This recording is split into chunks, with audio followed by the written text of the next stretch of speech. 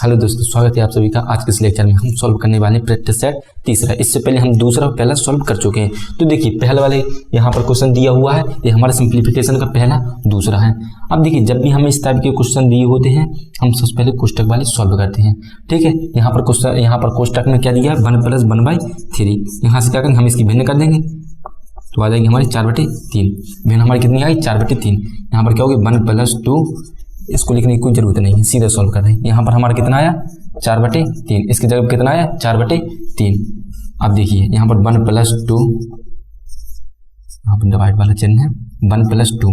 अब देखिए यहाँ पर 4/3 आया, हमारे भाग वाला चिन्ह है, गुणा में करेंगे ये हमारी संख्या हो जाएगी, पलट जाएगी 3/4। फिर हम क्या करेंगे, कोष्टक वाला सॉल्व करेंगे। क्या करेंगे, हम कोष्टक वाला सॉल्व करेंगे। अब देखिए यहाँ से 2 × 2, 2 × 2 = 4, यहाँ 1 + 3/2। अब देखिए कोष्टक वाला, यहाँ से 2 लासा लिया, 2, यहाँ पर 3, यहाँ पर डिवाइड बाई यहाँ 2, 1 + 2। अब देखिए यहाँ पर 5/2, 5/2 भाग है, इसको गुणा में करेंगे तो हमारी संख्या क्या हो जाएगी, पलट जाएगी। 1 + 2 = 4/5। अब इसके बटे में कुछ नहीं है तो 1 ले लेंगे, लासा 5 है, यहाँ पर 5, यहाँ पर 4, यहाँ पर 9/5। यही हमारा क्या होगा, आंसर होगा। पर यहाँ पर क्या है, इस तरह में दिया हुआ है तो कैसे हम करेंगे, 5 का भाग हम 9 में दे देंगे। 5 × 5, शेष कितना बचा, 4। तो यहाँ पर जो 1 है नीचे है, यहाँ पर हम बटे का चिन्ह लगाएंगे। जो यहाँ पर 4 है वो ऊपर पहुँचा देंगे, जिसका हम भाग दिया था वो हम नीचे कर देंगे। यही हमारा क्या हो गया, आंसर हो गया। एक सही 4/5। यही हमारा क्या है, डी ऑप्शन करेक्ट है। अब देखिए ऐसे क्वेश्चन सेम यही क्वेश्चन है। अब देखो ब्रैकेट वाला हम सबसे पहले क्या करेंगे, सॉल्व करेंगे। यहाँ पर देखिए 11 × 11, 11 × 44, 5 × 5, 5 × 25। कितना बचा यहाँ पर, 5/ हमारा कितना हो गया, 4, 5/4 कितना हो गया, 5/4। देखो यहाँ पर भाग का चिन्ह है, गुणा में कर देंगे तो 15 ऊपर हो जाएगा, 33 हमारा नीचे हो जाएगा। अब देखिए 3 से कट जाएगा, 3 × 5 = 15, यहाँ पर 11 × 3 = 33। देखो हम लास्ट से हम सॉल्व करते आ रहे हैं। अब देखिए यहाँ पर 5 × 5 = 25, यहाँ पर 44। अब देखिए यहाँ पर भाग का चिन्ह है, गुणा में करेंगे 44 ऊपर हो जाएगा, 25 नीचे आ जाएगा। यहाँ से 22 बार, इसका यहाँ पर 33 × 22, 25 का 5 में गुणा करेंगे, 25 × 5 = 125। यहाँ पर 22, 6 कितना आ गया, 776/125। इस तरह में आंसर है। हम क्या करेंगे, 125 का 776 भाग दे देंगे। 5 × 12 = 25, 2 5 × 2 = 10, 2 12, 5 × 1 = 6, 101। यानी कि कितना हो गया, हमारा शेष कितना बचा, 101। शेष को हम क्या करते हैं, बटे का चिन्ह लगा के ऊपर रख देते हैं, जिसका भाग दे देते हैं उसको हम नीचे रख देते हैं। यही हमारा आंसर होगा।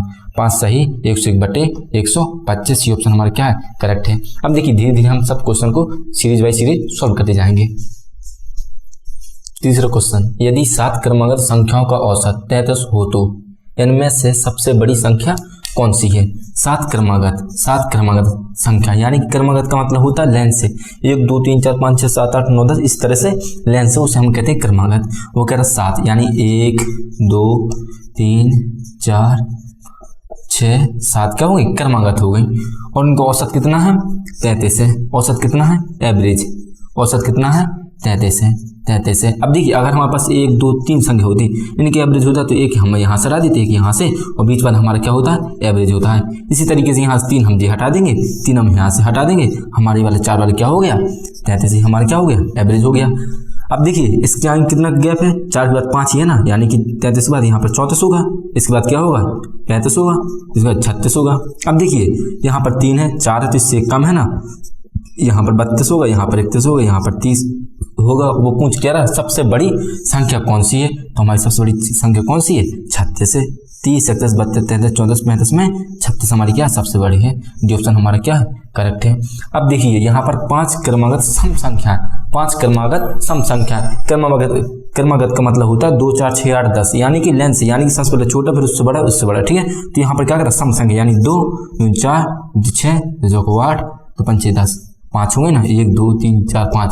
सम कह रहा ना, अगर वो सम नहीं कहता विषम कहता 3 6, यहाँ पर 3 विषम के यानी कि यहाँ पर हो जाता 3, यहाँ पर 5, यहाँ पर 7, यहाँ पर हमारा हो जाता 9 और यहाँ पर हमारा हो जाता 11। ये हमारी क्या हो गई, विषम संख्या हो गई। यहाँ पर हमारी सम संख्या है और क्या क्रमागत यानी हमसे लेंस लिख दी। ठीक है, अब क्या कह रहा है, यहाँ पर जो हमारी क्रमागत होगी सम संख्या यानी कि A B C D E दी है, यानी A हमारा A हो गया, B C D E और औसत कितना है 66 है। औसत कितना है 66 है। 2 यहाँ से हटाया 2 यहाँ से, ये हमारा कितना 66 है। अब देखो यहाँ से इनका गैप कितना है 2 है, यहाँ पर 6 से यहाँ पर 8 हो गया, यहाँ पर 6 है, सॉरी 66 है तो यहाँ पर 68 है। यहाँ पर क्या होगा 70 होगा। इससे पीछे आएंगे 64, इससे पीछे आएंगे 62। ठीक है, वो क्या कह रहा है, बी और ई का गुणनफल कितना होगा, बी और ई का गुणनफल कितना होगा, बी और ई का गुणनफल कितना होगा, बी ई यानी 64 मल्टीप्लाई 70, 0 7 का 100 37 7 चुको 28, 42 43 44 कितना आया 44 80। 44 80 की ऑप्शन हमारे क्या है करेक्ट है। 5वां क्वेश्चन, अनिकेत ने 2 बाइक 42 188 में बेची। एक बाइक पर उसे 20% का लाभ हुआ, जबकि दूसरी पर उसे 20% की हानि हुई। उसे कुल मिलाकर कितने प्रतिशत लाभ या हानि हुई है।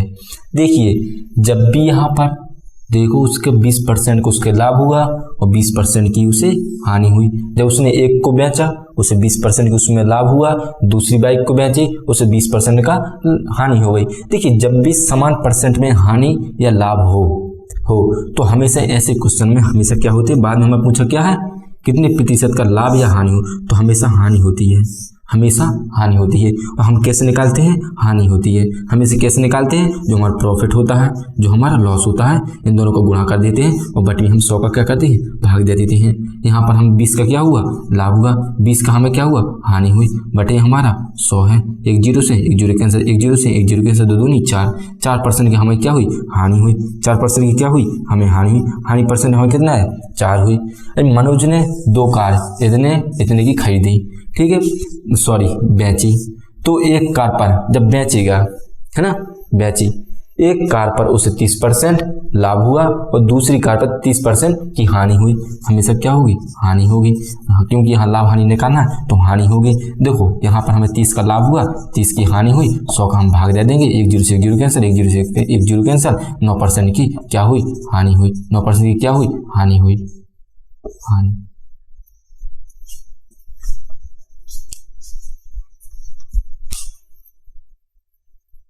देखिए 7वां क्वेश्चन दिया है कि यदि A रेशियो B बराबर 3:4 है, यहाँ B रेशियो C बराबर 8:9 है हो तो A रेशियो C निकालिए। देखो इसमें इस क्वेश्चन हमें सेम दिए हुए है, बस फर्क क्या है देखिए यहाँ पर निकालना हमें क्या A ratio C, A ratio B बराबर हमें दिया है 3:4, B रेशियो C बराबर दिया हुआ है 8:9। सबसे पहले हम देखते हैं यहाँ पर कि हमारा B सेम है कि नहीं है, नहीं है तो हम क्या करेंगे इसका गुणा 8 में करेंगे, 8 का 9 दिया 24, रेशियो लगाएंगे यहाँ पर A ratio B ratio C हम निकाल लेंगे। ठीक है, अब देखिए इस केस में गुणा किया 4 का हम क्या करेंगे दोनों में गुणा कर देंगे, 8 चौका 32, 9 चौका 36। अब जौन कटेगा काट दो, यानी तीनों में जाना चाहिए भाग, 200 कट जाएगा, 12 दूनी 24, 16 दूनी 32, 18 दूनी 36, फिर 200 चला जाएगा 6 8 9। देखिए इस तरह का बन गया। यहाँ पर A ratio B ratio C हमारा कितना निकल आया, इतना निकल आया। पूछा किसका है, A और C का, A C का, A हमारा C है, A रेशियो C, फिर कट रहा है देखो ये 3 से कट जाएगी, 3 से कट जाएगी, 3 दूनी 6, 3 3 9, हमारा A रेशियो C बराबर हमारा कितना आया 2:3, डी ऑप्शन करेक्ट। अब देखिए यहाँ पर A रेशियो B बराबर हमें 3:2 दिया हुआ है, B रेशियो C बराबर 2:4 दिया हुआ है। यहाँ पर निकालना हमें क्या है A ratio B ratio C निकालेंगे। देखिए यहाँ का B 2 है, यहाँ का ये 3 है, यहाँ का B भी हमारा क्या है 2 है, यानी सेम है तो कुछ नहीं करना है। A बराबर हमारा क्या है 3 तो 3 लिख लिया, B बराबर जो जगह हमारा क्या है सेम है तो रेशियो में 2, और यहाँ C बराबर हमारा क्या है 4 तो रेशियो 4, और पूछा क्या है ए रेशियो सी, ए हमारे हो गया, सी हमारे हो गया, तो ए रेशियो सी 3 रेशियो 4, ये ऑप्शन हमारा क्या है। देखिए दोस्तों 9 में क्वेश्चन दिया हो कि यदि ए का 60%, अब देखिए परसेंट वाले हम क्वेश्चन कैसे सॉल्व करते हैं। यहाँ यदि ए का 60% बराबर बी का 3/4 हो तो ए रेशियो बी बराबर क्या होगा। परसेंटेज वाला है, ए है, ए का मतलब होता है गुणा, का मतलब होता है गुणा, का मतलब होता है गुणा। 60%, 60% को हटाया बटे में 100 लिखा, परसेंट को हटाया बटे में 100 लिखा, बराबर में बी का 3/4, का 3/4, का मतलब गुणा 3/4, 3/4। अब देखिए यहाँ 3 से इसको काट दो, 3 दूनी 6 20, इससे काट दो 5 चौको 100, 5 चौको 20, 5 25, यानी ए बराबर 4/5। यहाँ हमारा क्या है बी है। निकालना में क्या है ए रेशियो बी, रेशियो का मतलब होता है बटा, यानी कि बी को इस साइड पहुंचा दूंगा और यहाँ ठीक है कुल में 4/5 है, यहाँ पर हमारा क्या 1 है। अब देखिए इसको हम ऐसा लिख सकते हैं, अब इसको यहाँ पहुंचा देंगे तो ये हमारा नीचे है ऊपर आ जाएगा, ये हमारा ऊपर है तो नीचे आ जाएगा। ए रेशियो बी बराबर क्या हो जाएगा 5/4, इसको ऐसे हम लिख सकते हैं, तो 5 हमारा 4, डी ऑप्शन करेक्ट। यहाँ पर 500 का मतलब होता है गुणा 6/7, का मतलब हो गया गुणा, 42% को हटाया बटे में 100 लिखा, परसेंट को हटाया बटे में 100 लिखा, का गुणा 35% को हटाया बटे में 100 लिखा, 35 लिखा बटे में यहाँ पर 100 लिखा क्योंकि परसेंटेज हटाया। क्या होगा 500 का 6/7 और का 42%, फिर का 35%। अब ऐसे हम इसे सॉल्व करेंगे। देखिए 2 0 से 2 0 कैंसिल, यहाँ पर 5 7 35, 5 2 10 0, 7 एकम 7, यहाँ पर 5 एकम 5, 5 चौको 20, 2 दूनी 4, 1 दूनी 42, 1 दूनी 42, 2 एकम 2 द्वितीया 6, 3 एकम 3, 3 दूना 6, 63 हमारा क्या हो गया आंसर होगा, ई ऑप्शन करेक्ट है। देखिए यहाँ पर हमारा 11वां क्वेश्चन दिया हुआ है कि ए किसी कार्य को 10 दिन में समाप्त कर सकता है जबकि बी इसी काम को 15 दिन में समाप्त कर सकता है, तो दोनों मिलकर इस कार्य को कितने दिन में समाप्त कर सकेगा। यहाँ पर कार्य और यहाँ पर हमारा क्या था समाप्त कर सकते हैं इतने दिनों में, यानी दिन का मतलब होता है समय, यानी कि हमें समय और कार्य का ये क्या है सवाल है, समय और कार्य का सवाल है। अब देखिए इसे हम कैसे सॉल्व करते हैं। सबसे पहले हम लिखेंगे यहाँ पर समय, कार्य और क्षमता, इनकी क्षमता कैसी है दोनों की।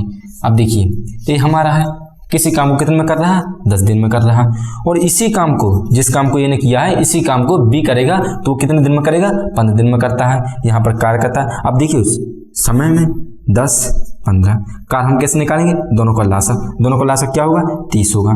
देखिए यहाँ पर 10 और 15, तो यहाँ पर कितने 5 15 1 3 3 से 5 दिए 15 दूनी यहाँ पर 30 हो गया 30। अब ये क्षमता कैसे निकालते हैं, जो हमें यहाँ पर दिन दिए होते हैं ना इसमें हम क्या करेंगे कार्य में भाग दे देंगे, तो 10 का भाग कितने जाएगा कितने 30 में कितने धीरे में जाएगा 3 में, और 15 का 30 में 2 में। अब देखिए 2 बार में जाएगा ना 15 दूनी 30 मतलब 30। अब देखिए वो कह रहा है दोनों मिलकर यानी ए प्लस बी इसी काम को कितने दिन में कर लेंगे। इनकी क्षमता ऐसी है कि मतलब इसकी 3 गुना है इसकी 2 गुना है, यानी कि 5 हो गई। अब देखिए इसी कार्य को कितने कर लेंगे, कार्य हमारा ये है, कार्य में हम क्या कर देंगे इसका भाग दे देंगे 6 दिन में दोनों मिलकर क्या कर देंगे इस काम को पूरा कर देंगे 6 दिन में।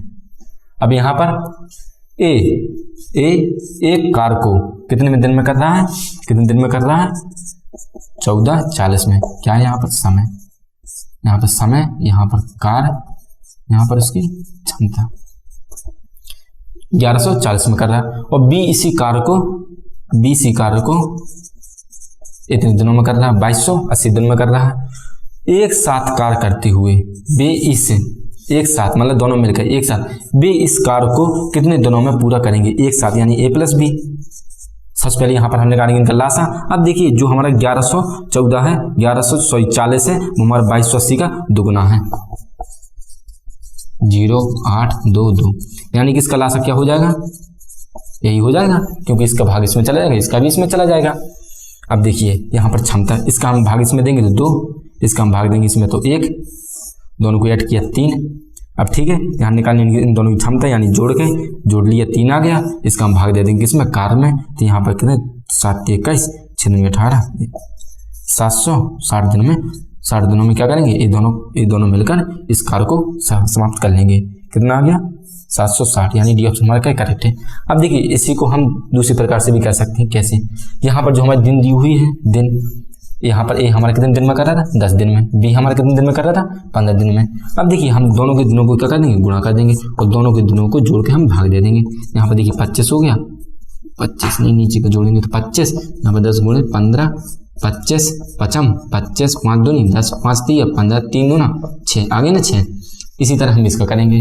देखिए यहाँ पर 1140 था, यहाँ पर 2280 था, दोनों को गुणा कर देंगे और बटे में हम भाग किस कर देंगे, इनको हम जोड़ देंगे, दोनों को गुणा करके दोनों को जोड़ के हम कर देंगे, हमारा इतना ही आएगा 760। ये हमारा क्या दूसरा टाइप है।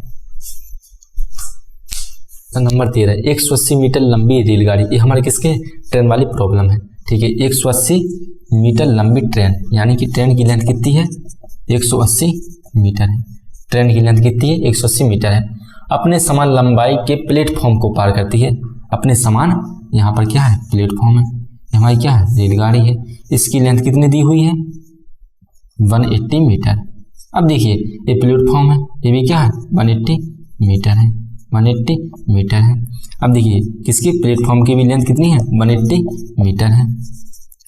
प्लेटफॉर्म को पार करने में कितना सेकंड लग रहा है उसे, टी 18 सेकंड लेती है। रेलगाड़ी की चाल कितनी है, इसकी ट्रेन की स्पीड कितनी है। देखिए हम जानते हैं चाल बराबर क्या फॉर्मूला होता है, चाल बराबर होता है दूरी बटे समय।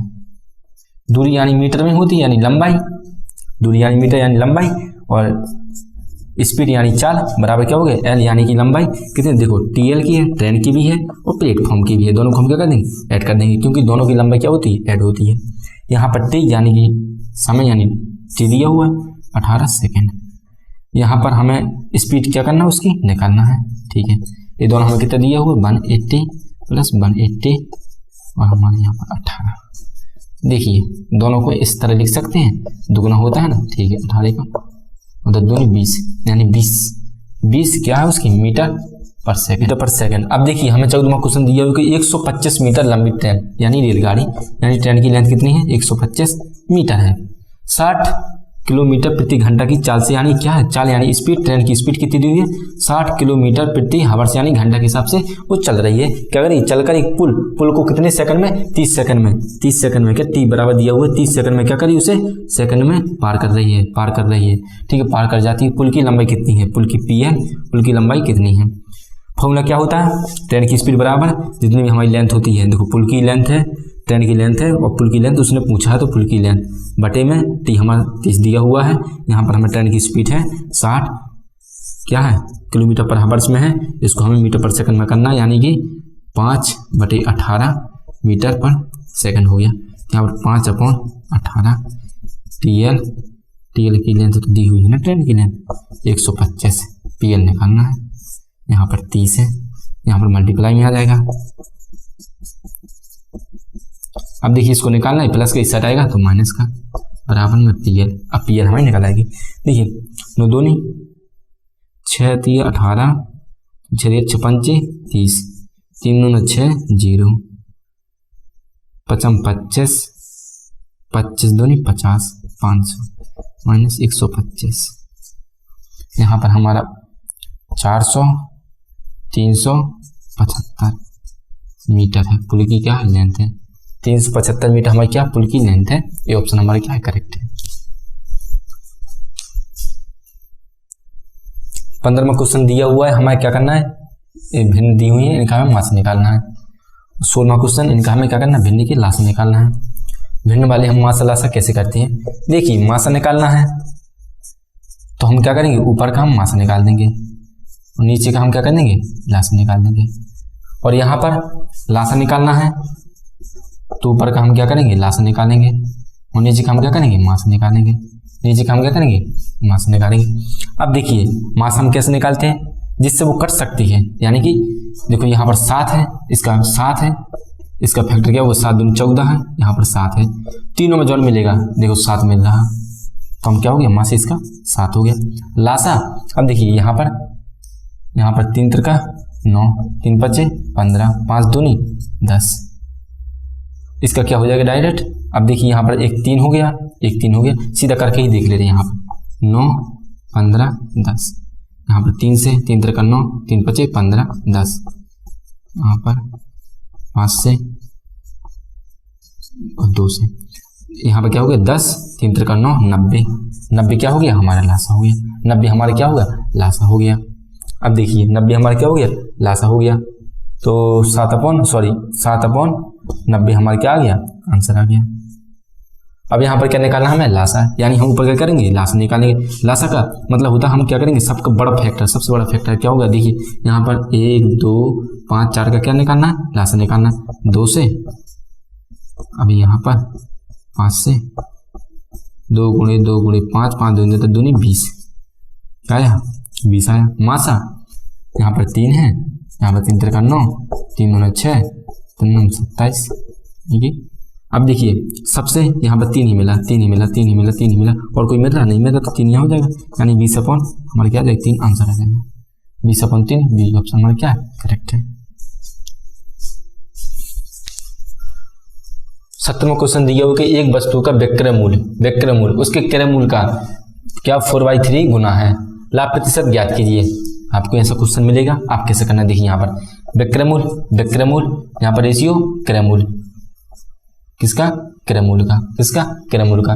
देखिए यहाँ पर जो हमारा 4/3 है इसको हम रेशियो में लिख दे रहे हैं, रेशियो यही तो होता है कि नहीं होता है, देखिए ठीक है। यहाँ पर उसका क्या है, क्या है विक्रय मूल्य 4 है, देखो विक्रय मूल्य 4 है, क्रय मूल्य हमारा 3 है, क्रय मूल्य हमारा कितना है 3 है, क्रय मूल्य हमारा 3 है।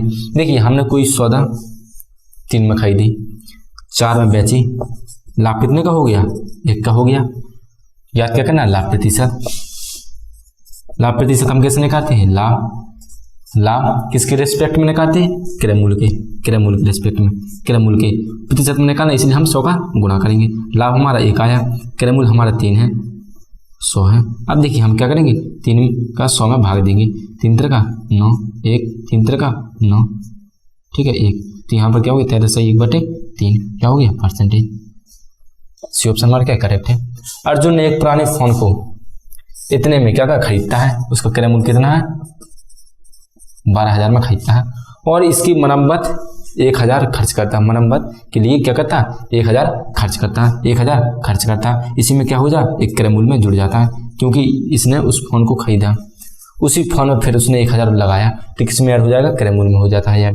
अब देखिए फिर उसके बाद यदि वह फोन को 15,000 में बेचता है, विक्रय मूल्य कितने बेचता है, वो कितने बेचता है 15,000 में, 1 2 3 15,000 में बेचता है, उसका लाभ प्रतिशत क्या है, देखिए यहाँ पर तो हो गया 13,000, यहाँ हो गया उसका 15,000, लाभ निकालना है, लाभ प्रतिशत निकालना है। लाभ प्रतिशत कैसा होता है, लाभ किसके रेस्पेक्ट में निकालते हैं, क्रय मूल्य के प्रतिशत निकालने, इसीलिए हम क्या करेंगे 100 का गुणा करेंगे।